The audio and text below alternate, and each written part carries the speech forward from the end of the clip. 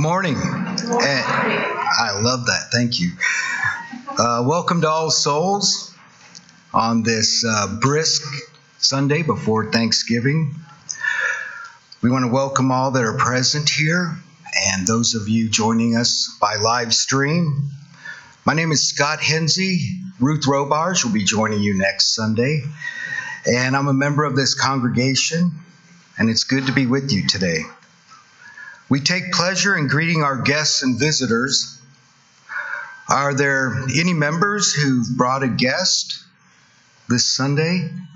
Or are there? Yes, please.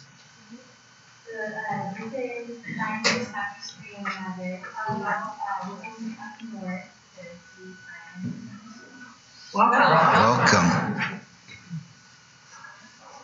Hi, Betty. Hi, Tegan. Welcome.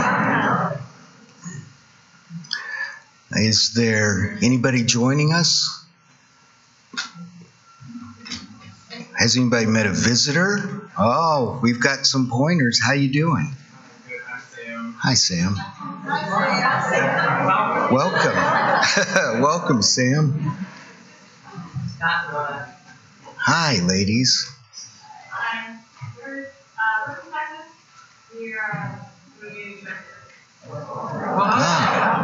Welcome. I don't want to overlook anybody. Lunch today will be served in Conover Auditorium down the hall following the service. Everybody is invited to join us. And if you're a visitor, Sam, visitors from Texas, Tegan, Grandma, please let the cashier know you are guests today. There is no charge. Amen. It's a potluck and it's free. Definitely. There's something for everybody today. So I expect to see you all down there in Conover. Please notice the announcements in your bulletin and on the screen. And notice that almost all meetings and events are open to everyone. We welcome your questions, comments, reviews, and responses to the service on Twitter and Facebook. Thank you.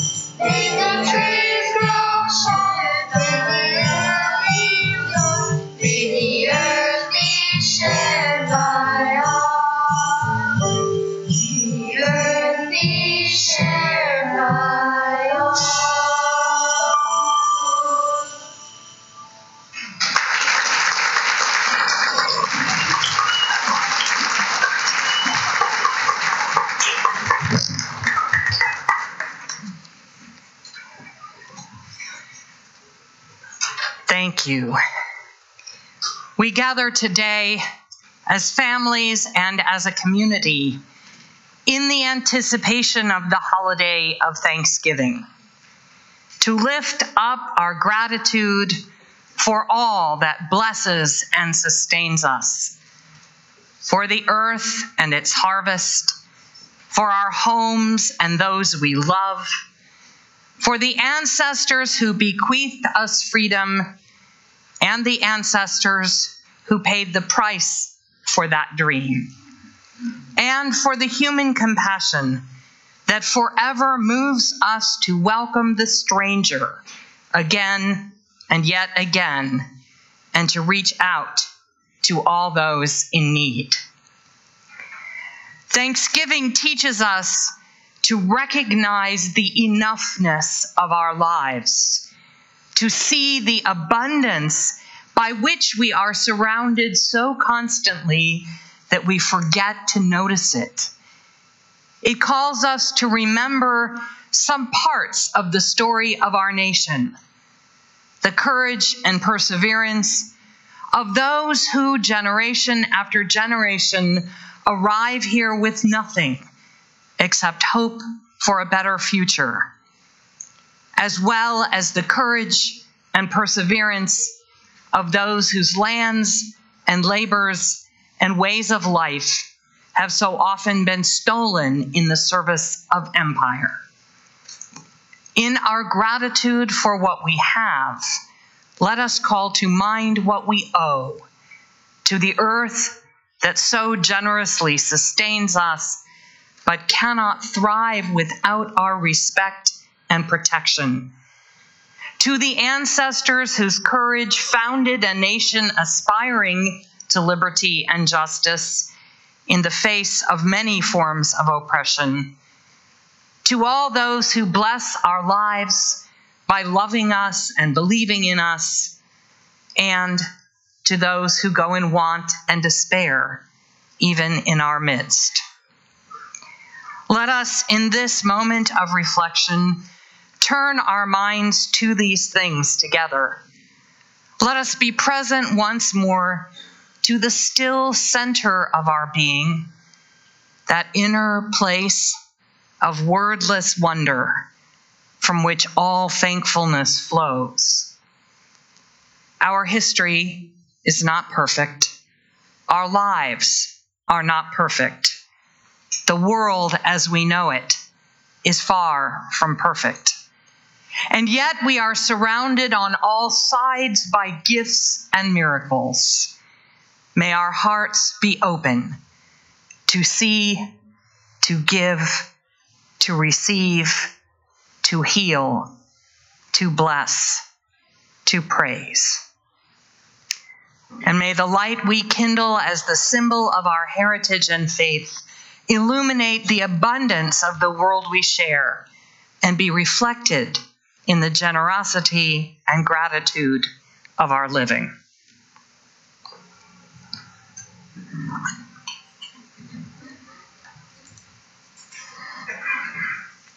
Hello. Hello. My name is Rose, and I light this chalice for the inherent worth and dignity of every person.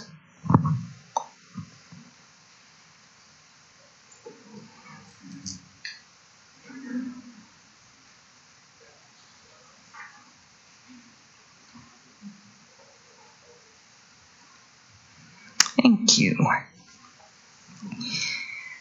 Now I invite you to rise as you are willing and able, and speak once again the words of our community's covenant.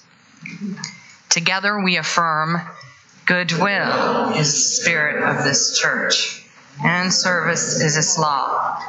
This is our great covenant, to dwell together in peace, to seek the truth in love, and to help one another.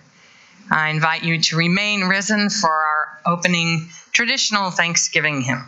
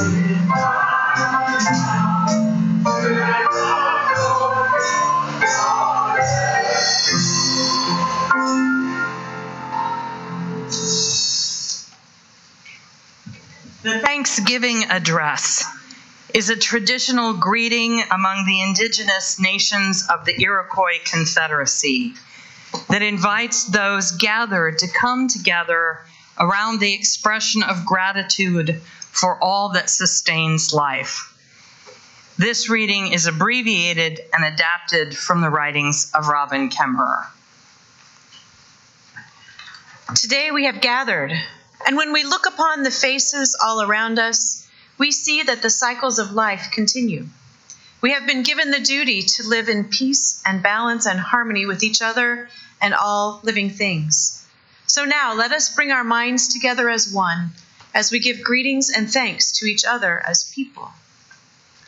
In this awareness, now our minds are one.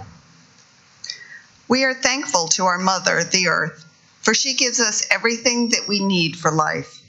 She supports our feet as we walk upon her. It gives us joy that she still continues to care for us, just as she has from the beginning of time. To our mother, we send thanksgiving, love, and respect. In this awareness, now our minds are one. To all the waters of the world, waterfalls and rain, mists and streams, rivers and oceans, snow and ice, to the fish in the water, and to the plants and berries that grow, to the food plants and the medicine herbs, let us be grateful. In this awareness, now our minds are one. To the trees that are the symbol of peace and strength, to the beautiful animal life with whom we share the world, and all the birds that move and fly, let us give thanks. In this awareness, now our minds are one. To the powers of the four winds, to our grandfathers, the thunder beings, and to our eldest brother, the sun. To Grandmother Moon and all the stars, let us send honor and gratitude. In this awareness, now our minds are one. We gather our minds to greet and thank the enlightened teachers who have come to help us throughout the ages. When we forget how to live in harmony, they remind us of the way we were instructed to live as people. With one mind, we send greetings and thanks to these caring teachers. In this awareness, now our minds are one. We now turn our thoughts to the Creator, or Great Spirit, and send greetings and thanks for all the gifts of creation. Everything we need to live a good life is here on Mother Earth. For all the love that is still around us, we gather our minds together as one and send our choicest words of greetings and thanks to the Creator. In this awareness, now our minds are one. We have now arrived at the place where we end our words. Of all the things we have named, it is not our intention to leave anything out. If something is forgotten, we leave it to each individual to send appropriate greetings and thanks on their way. In this awareness, now our minds are one.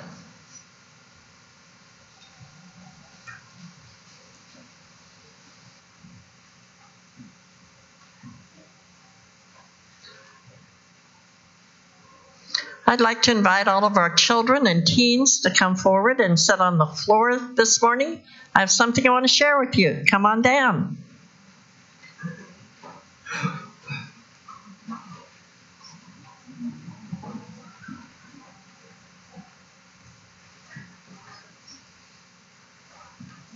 Come on down. I'm so glad to see all of you this morning.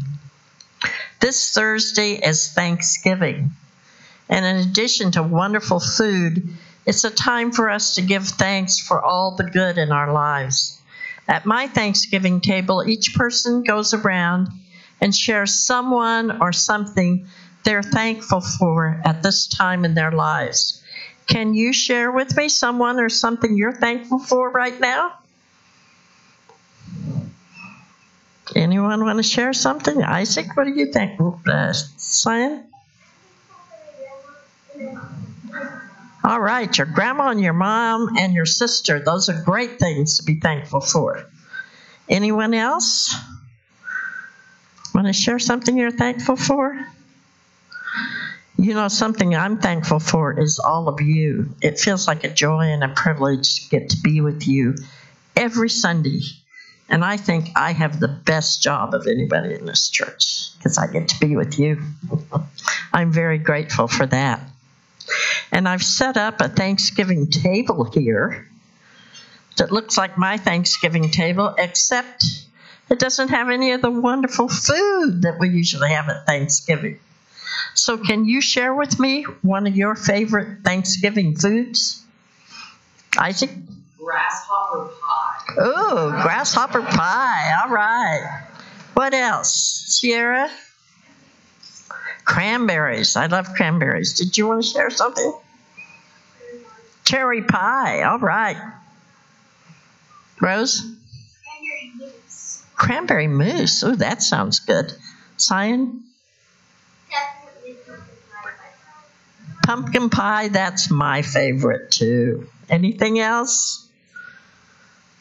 We have so much to be grateful for in our lives right now, don't we? Wonderful family and friends, great food, and so much more. And there are some families with children who aren't going to have what we have this holiday season. And those are the migrant families that are fleeing their home countries because of poverty and violence. And they're walking across Mexico trying to find a safe place for their children to live and a place where the parents can have work to support their families. And we can help. The Unitarian Universalist Services Committee works for human rights all around the world, And this year their theme is Justice Across Borders. So they are working with grassroots organizations in Mexico to provide food and water and a safe place to sleep for these families and their children. And they also have people at the border ready to stand up and protect their rights to seek asylum in the United States. And here's how we can help. The UUSC has a guest at your table program. And you take this box home and you put it on your dining room table. And every night when you eat dinner, you can put some coins or dollars or checks in it. And the money will go to help these families and their children. Doesn't that sound like a great idea? Maybe the money some of you give might help a child or a teen who is just your age and size. Wouldn't that be neat? How many of you would like to help with this? I knew all of you would. Thank you. And I'd like to invite all of you adults to take a guest at your table box home today, too. The boxes are on a table in the lobby, so please take them home and fill them up during the holiday season. I know I'm going to take my guest at your table box to my extended family gatherings at Thanksgiving and Christmas and ask all of my family to contribute something. And so I want to thank all of you children and teens and adults for your generosity in sharing with these people who are so in need of our help. The box reminds you that you have an unknown guest at your table who desperately needs your help. So thank you so much. And now it's time to sing you out to your classrooms where you will get your guests at your table boxes.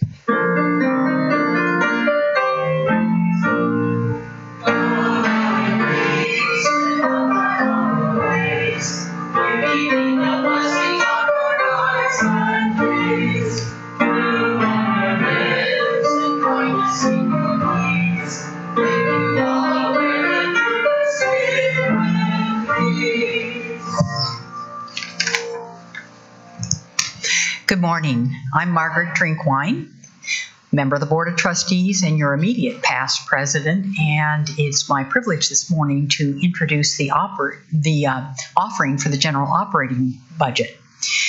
Thanksgiving to me is a season of gratitude and giving, and it's also this time of year where I start getting solicitations for year-end giving. Over the years, I've kind of narrowed that list down to groups that represent my values. And for me, All Souls is certainly high on that list. I saw many of you here when we were supporting Kolami for Shabbat for All, and everybody rallied to help open our doors, to extend hospitality to our greater community, and it was delightful. Contributions to the general operating budget allow us to open our doors to provide a welcoming meeting space to organizations that represent our value and to represent our values here and in the larger community. So I hope you will be generous in helping support our operating budget to give us more flexibility to be able to reach out to all of these groups and to our community and to represent our values. The morning offering will now be given and gratefully received. And remember, if you're like me and you don't carry a purse, you can do it electronically.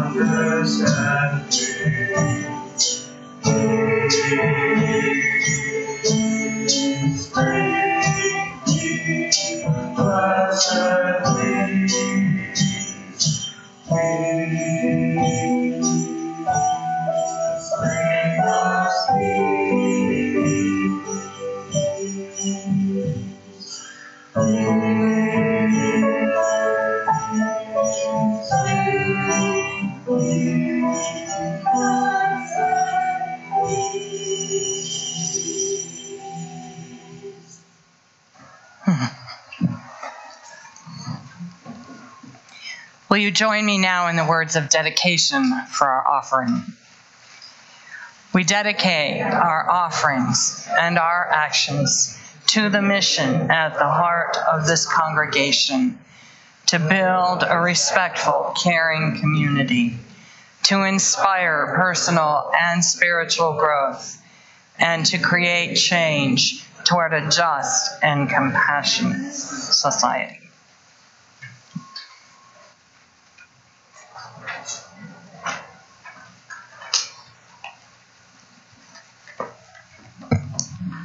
Good morning. My name is Cheryl Westra, and I'm reading from Braiding Sweetgrass by Robin Kemmerer. I'm told that the Thanksgiving address is at heart an invocation of gratitude, but it is also a material, scientific inventory of the natural world.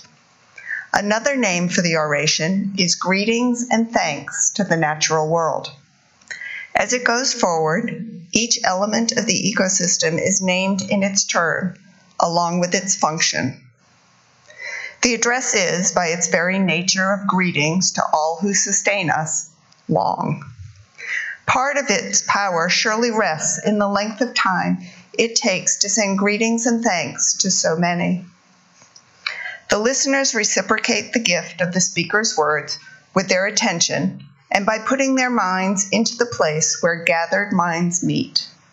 It takes effort, especially in a time when we are accustomed to sound bites and immediate gratification. When the long version is done at joint meetings with non-native business or government officials, they often get a little fidgety. They want to get on with it, their eyes darting about the room, trying so hard not to look at their watches. It never fails that one or a few comment that it goes on too long. Poor you, I sympathize. What a pity that we have so much to be thankful for.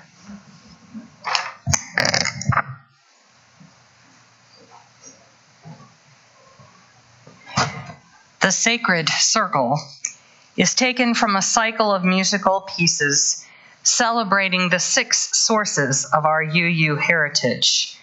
This represents the 6th source, which is spiritual teachings of earth-centered traditions, which celebrate the sacred circle of life and instruct us to live in harmony with the rhythms of nature.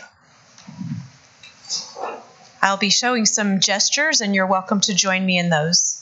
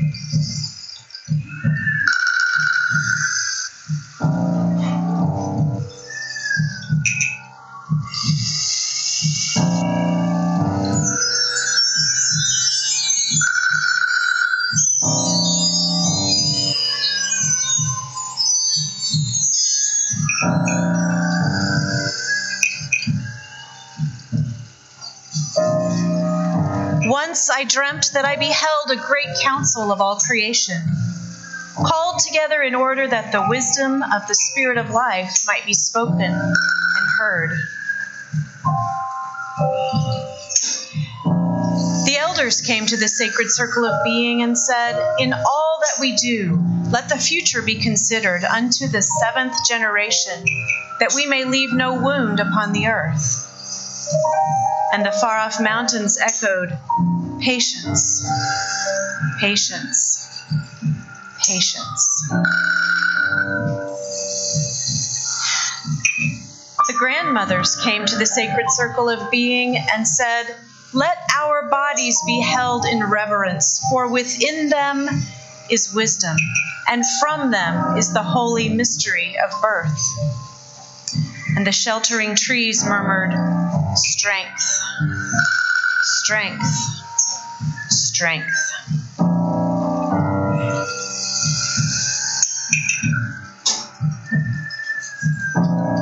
The grandfathers came to the sacred circle of being and said, "People must live in truth and kindness with one another, sharing their many gifts, that we may dwell long days together in peace." And the animals called out, "Respect, respect, respect." The old ones came to the sacred circle of being and said, "The wheel of change turns in seasons and in tides, in evening and in dawn, and even in death. Let us honor the Spirit in what we take and in what we release." And the flowing rivers sighed, "Let go, let go, let go."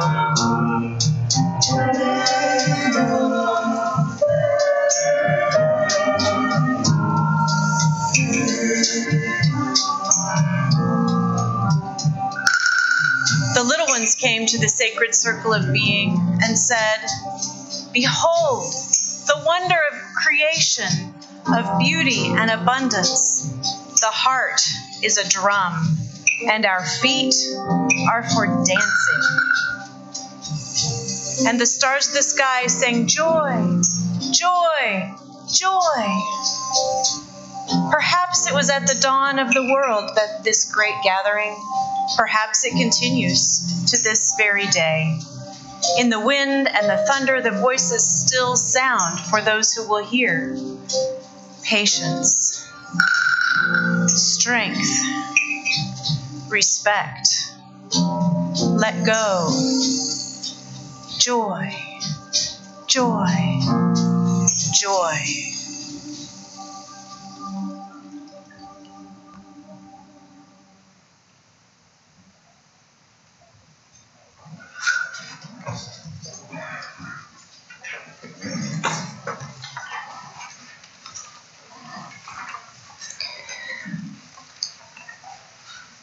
The Thanksgiving of our country's popular imagination is a deeply Protestant holiday.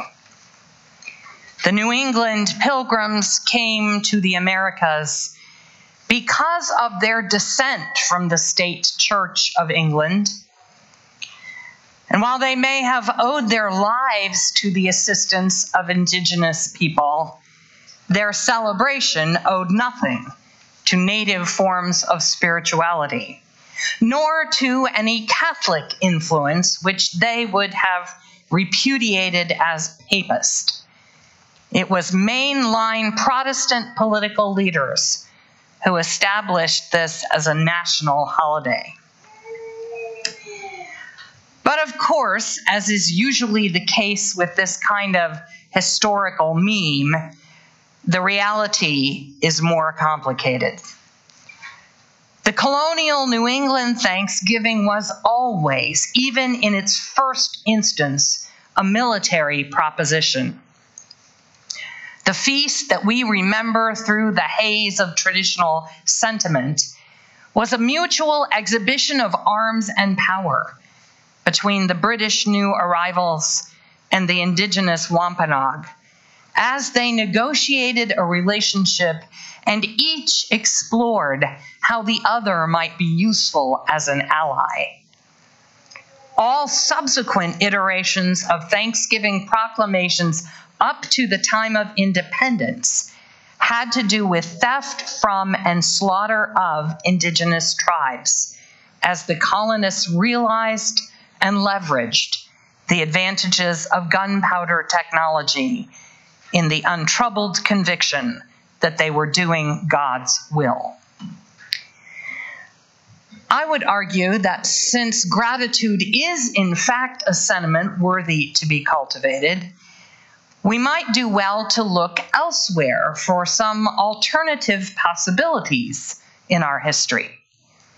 In fact, we might turn our eyes south along the eastern seaboard to what was arguably the real first Thanksgiving by Europeans in the New World, in the Spanish colony of La Florida.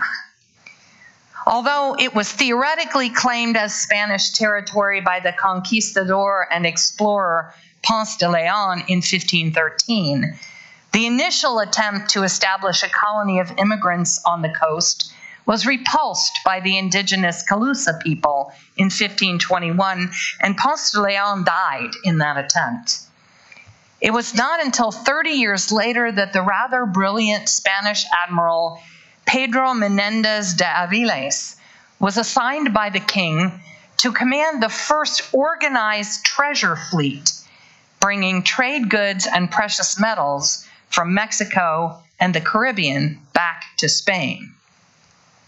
Menendez de Aviles succeeded in this assignment, which was daunting not only by virtue of weather and the limited technology of navigation, but also by the presence of Dutch and English pirates who would gladly have seized some or all of the treasure ships on behalf of their own nations.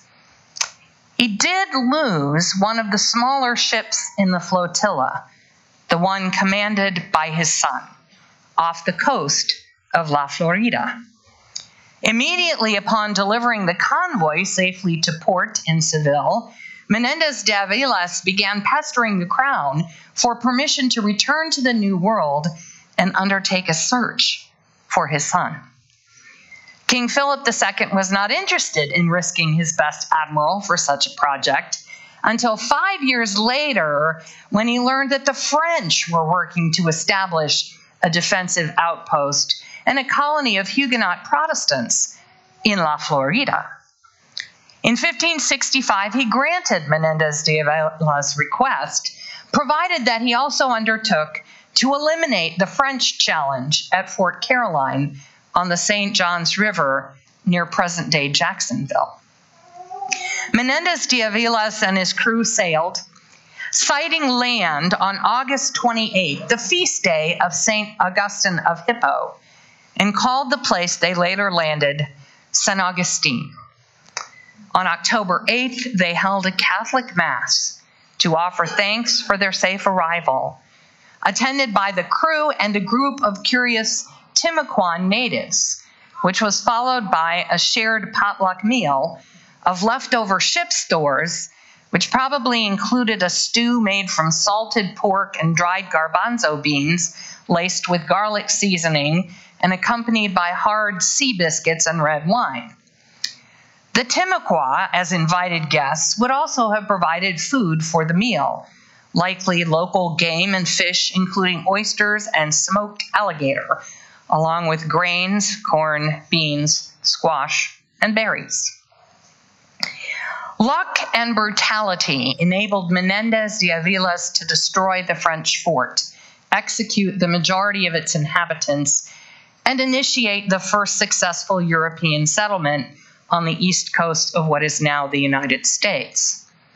The river inlet where the bloodiest part of this encounter between the French and the Spanish took place is known to this day as Matanzas Bay, a Spanish word which means slaughter.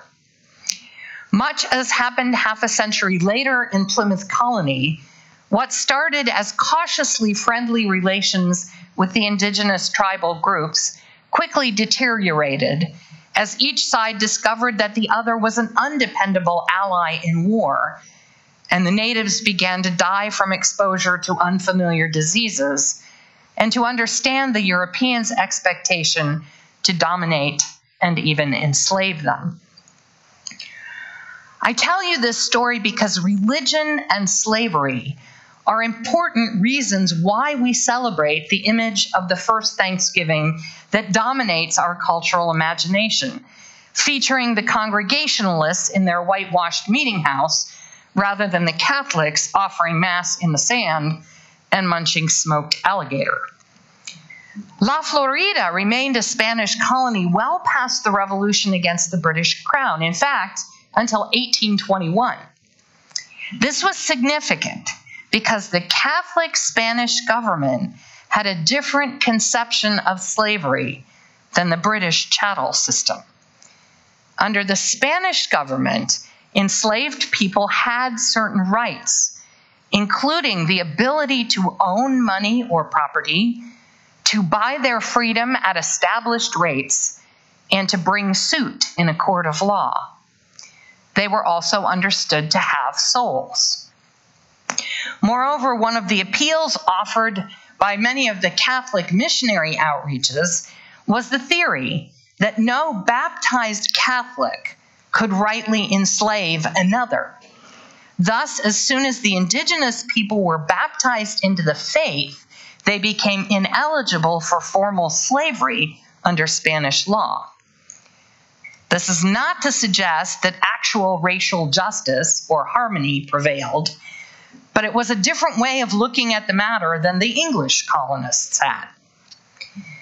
In 1693, King Charles II of Spain issued an edict which specifically stated that any male slave from an English plantation who escaped to Spanish Florida would be granted freedom provided he joined the militia and became a Catholic.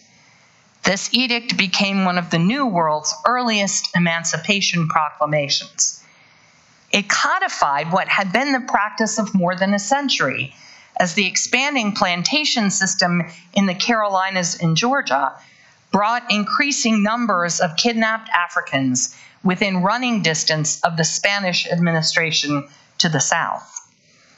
To the great annoyance of governors in the slaveholding colonies, La Florida developed a flourishing community of free blacks who became craftspeople, merchants, and landowners, and who welcomed and protected other runaway slaves.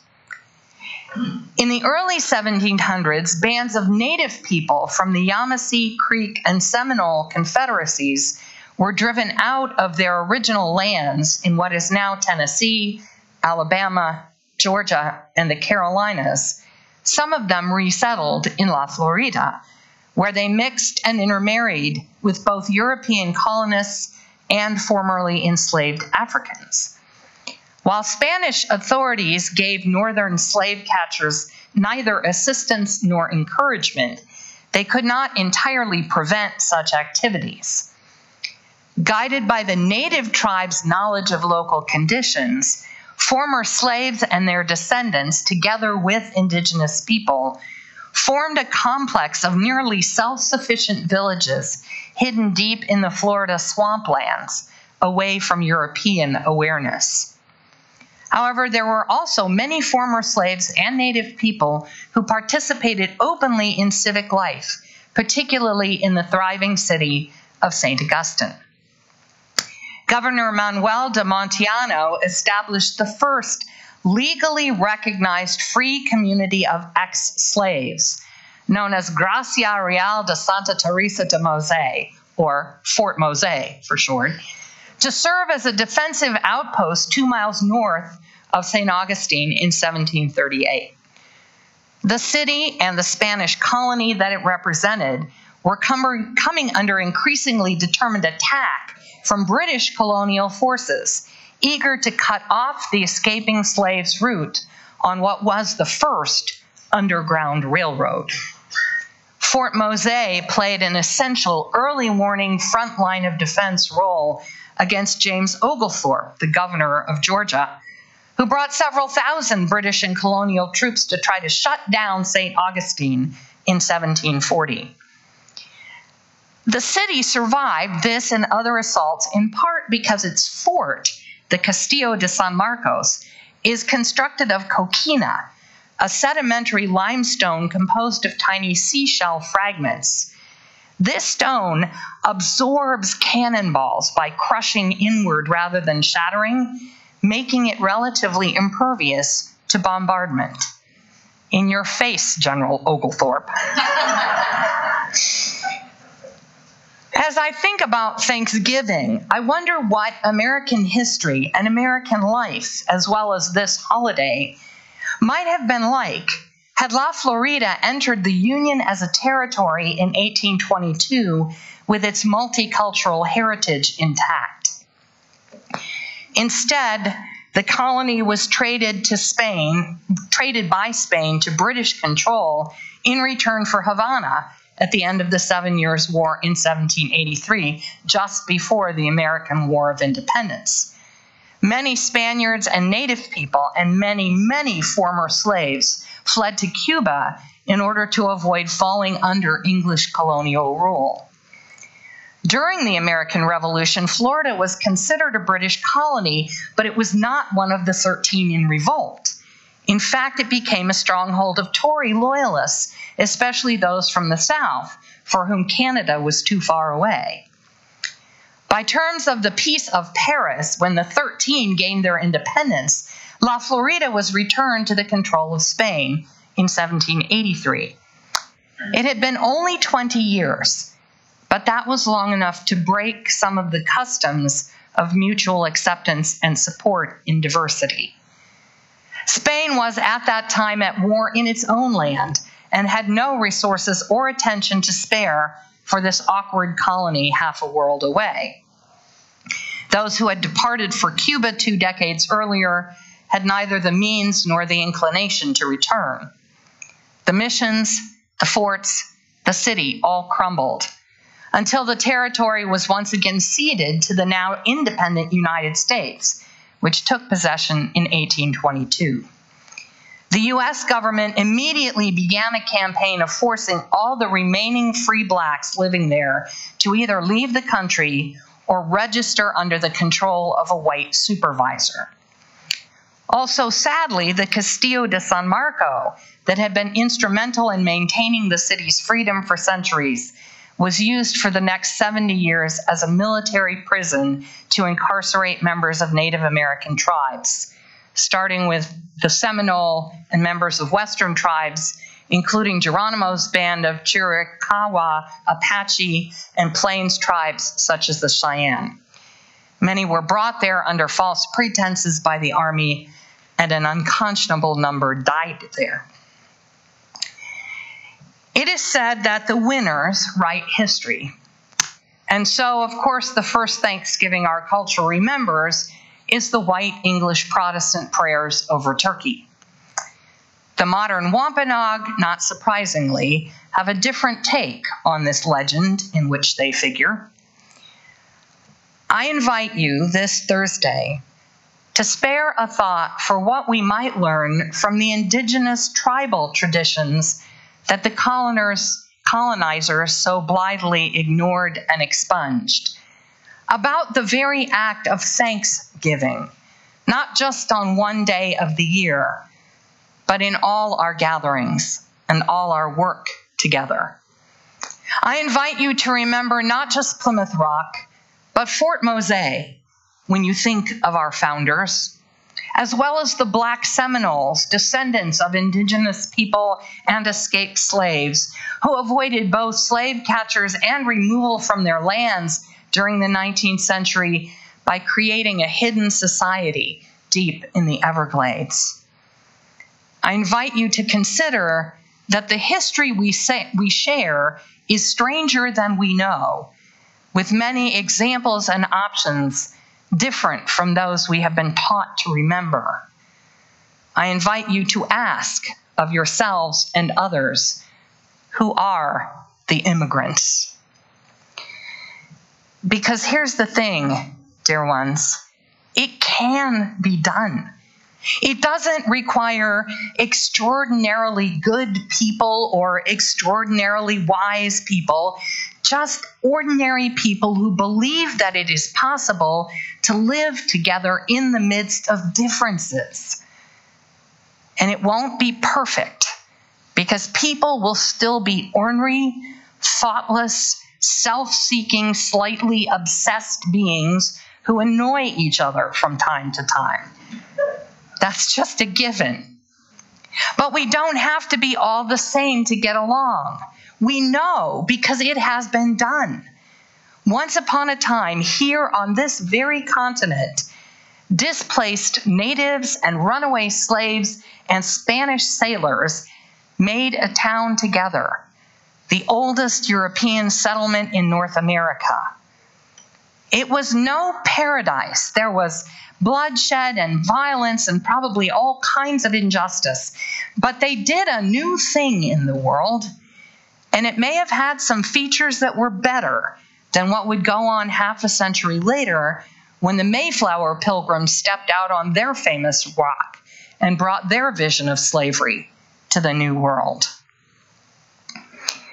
Sometimes our history can be a hard thing to give thanks for, when all the oppression and stupidity feels overwhelming and there seems to be no righteous place to stand. Certainly, it holds no justification for supposing that we are superior mortals or exempt from the law of consequences or somehow chosen of God. Nevertheless, what ordinary people have done before, we have the opportunity to try to do again, and surely that is cause for gratitude. In the end, the stories of what has been can inspire us or constrain us as we choose.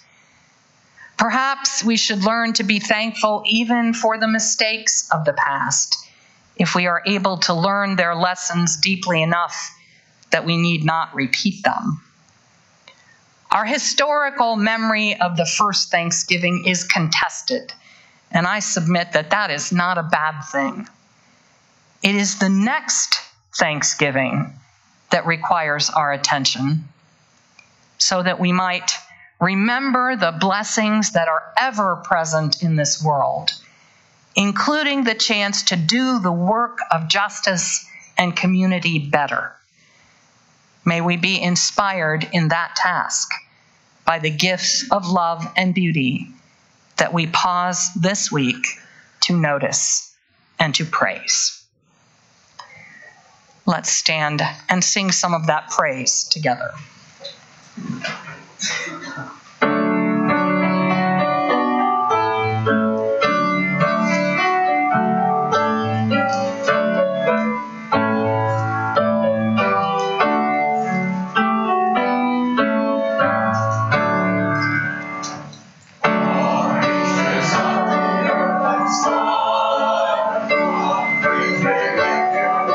Song.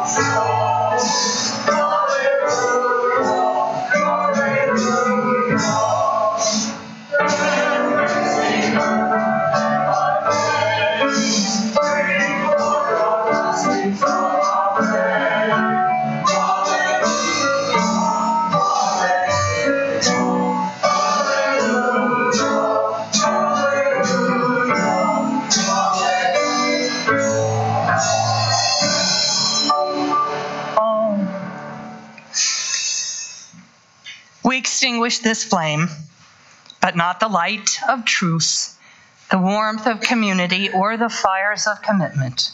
For all these we carry in our minds and hearts until we are together again.